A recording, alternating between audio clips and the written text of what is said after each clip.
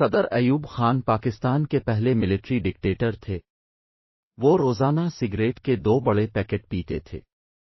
روز صبح ان کا Butler cigarette کے 2 پیکٹ ٹرے میں رکھ کر ان کے بیڈ روم میں آ جاتا تھا اور صدر ایوب سگریٹ سلگا کر اپنی صبح کا آغاز کرتے تھے۔ وہ ایک دن مشرقی پاکستان کے دورے پر تھے۔ وہاں ان کا بنگالی بٹلر انہیں سگریٹ دینا بھول گیا۔ جنرل ایوب خان کو شدید غصہ آیا اور انہوں نے بٹلر کو گالیاں دینا شروع کر دی۔ جب ایوب خان گالیاں دے دے کر تھک گئے تو بٹلر نے انہیں مخاطب کر کے کہا، جس کمانڈر میں اتنی برداشت نہ ہو وہ فوج کو کیا چلائے گا؟ مجھے پاکستانی فوج اور اس ملک کا مستقبل خراب دکھائی دے رہا ہے۔ بٹلر کی بات ایوب خان کے دل پر لگی۔ انہوں نے اسی وقت سگریٹ ترک کر دیا اور پھر باقی زندگی سگریٹ کو ہاتھ نہ لگایا۔ اپنے رستم زمان گاما پہلوان کا نام سنا ہوگا۔ ہندوستان نے آج تک اس جیسا دوسرا پہلوان پیدا نہیں کیا۔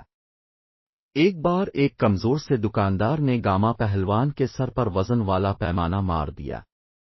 گامے کے سر سے خون کے فوارے پھوٹ پڑے۔ گامے نے سر پر مفلر لپیٹا اور چپ چاپ گھر واپس آ گیا۔ لوگوں نے کہا، پہلوان صاحب اب سے اتنی کمزوری کی توقع نہیں تھی، اب دکاندار کو ایک تھپڑ مار دیتے تو اس کی جان نکل جاتی۔ گامے نے جواب دیا، مجھے میری طاقت نے پہلوان نہیں بنایا، میری برداشت نے پہلوان بنایا ہے، اور میں اس وقت تک رستم زمان رہوں گا جب تک میری قوت برداشت میرا ساتھ دے گی۔ قوت برداشت میں چین کے بانی چیئرمین ماؤ زے تنگ اپنے دور کے تمام لیڈرز سے آگے تھے۔ وہ 75 سال کی عمر میں سردیوں کی رات میں دریائے شنگھائی میں سوئمنگ کرتے تھے اور اس وقت پانی کا درجہ حرارت -10 ہوتا تھا۔